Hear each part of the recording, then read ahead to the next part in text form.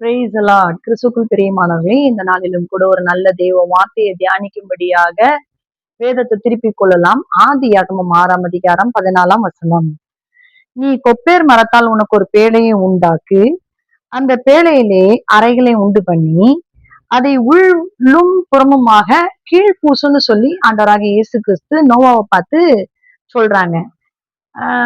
ஏன் சொல்றாங்க அப்படின்னா, தனக்கு கீழ்ப்படியாத ஜனங்களை ஆண்டவர் என்ன பண்ண போறாரு, அழிக்க போறாருன்னு சொல்லிட்டு, அவருக்கு பிரியமான பிள்ளை, அவருக்கு கீழ்ப்படிதல் உள்ள பிள்ளை நோவாவை மாத்திரம் என்ன செய்ய சொல்றாரு, பேழையை செய்ய சொல்றாரு. ஏன்னா அந்த பேழைக்குள்ள பாதுகாக்கப்படணும் நோவா, அவனுடைய குடும்பம் பாதுகாக்கப்படணும்னு சொல்லிட்டு வேலையை உண்டு பண்ண சொல்றாரு. ஹல்லேலூயா. ஜீவ ஜந்துக்கள், மிருகங்கள் எல்லாவற்றையும் பாதுகாக்கிறதுக்கு ஒரு புது உலகத்தை உருவாக்குவதற்கு ஆண்டவர் ரெடி ஆயிட்டாரு. அதனால எல்லா மிருகத்திலையும் எல்லா பறவைகளையும் ஜோடு ஜோடா அந்த பேழைக்குள்ள நீ என்ன பண்ணு, எடுத்து உள்ள வச்சிரு அப்படின்னு சொல்லி சொல்லி தேவனே அந்த பேழைய அவர் கரங்கள்னால என்ன செய்யறாரு, அடைத்து போட்டுட்டாருன்னு சொல்லி வேதம் இவ்விதமா சொல்லுது. ஹல்லேலூயா. அந்த பேழை அவர் எப்படி செய்ய சொன்னாரு தெரியுமா? அது நீ அதை பண்ண வேண்டிய விதம் என்னவென்றால், பேழையின் நீளம் 300 முழமும் அதன் அகலமும் 50 முழமும் அதன் உயரம் 30 முழமும் இருக்க வேண்டும். இன்னும் அநேக காரியங்கள்ல அந்த பேழையில இந்தந்த இடத்துல ஜன்னல் வைக்கணும், இந்தந்த இடத்துல வாசல் வைக்கணும் அப்படின்னு சொல்லி அநேக காரியங்களை ஆண்டவர் அந்த பேழையை குறிச்சதான காரியங்களை ஆண்டவர் சொல்லி இருக்கிறாரு. ஏன் ஆண்டவர் சொன்ன மாதிரியே பேழை செய்யணும்? அத்தனை நாள் மழைக்கு அந்த பேழை தாங்கணும் அல்லவா?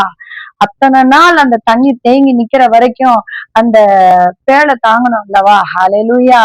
அதே போல ஆண்டவர் ஆண்டவராக இயேசு கிறிஸ்து என்ன வார்த்தையை சொன்னாலும் அதை துல்லியமா நம்ம செய்கிறவர்களா இருந்தோம்னா, பிசாசு நம்மளிடத்துல என்ன செய்ய முடியாது, கிரியை செய்ய முடியாது.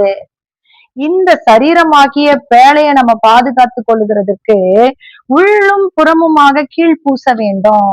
உங்க கண்கள்ல கீழ் பூசணும், உங்க இருதயத்துல கீழ் பூசணும், உங்க சிந்தனை மண்டலத்துல கீழ் பூசணும், உங்க கைகள்ல கால்கள்ல ஹல்லேலூயா எதுவும் பாவம் செய்யாதபடிக்கு கீழ் பூசணும். ஹல்லேலூயா. கீழ் பூசுறதுன்னா தண்ணி உள்ள வராதபடிக்கு ஏதோ ஒரு கலவையை பூச சொல்றாரு பேழையில.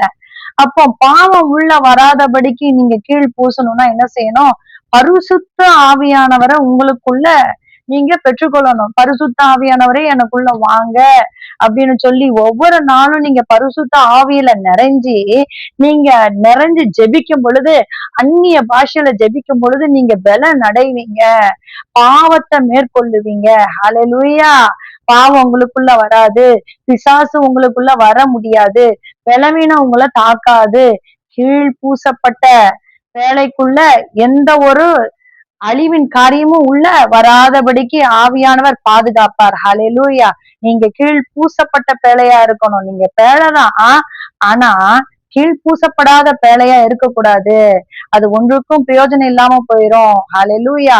வசனம் இருக்குது, நீங்க ஆலயத்துக்கு போறீங்க, நீங்க காணிக்கைகளை கொடுக்குறீங்க, ஊழியக்காரர்களை கௌரவிக்கிறீங்க, எல்லாம் பண்றீங்க, எல்லாவற்றையும் செய்றீங்க. ஆனா பரிசுத்த ஆவியானவரை அநேகர் வரவேற்காம இருக்கிறீங்க. இந்த நாட்களில பரிசுத்த ஆவியானவர் தான் கண்டித்து உணர்த்துகிறவரா இருக்கிறாரு. நீங்க பரிசுத்த ஆவிய பெற்றுக்கொள்ளும் பொழுதுதான் உள்ள இருந்து நீ இதை செய்யாதன்னு சொல்லி தெளிவா உங்களிடத்துல பேசுவாரு. ஹல்லேலூயா.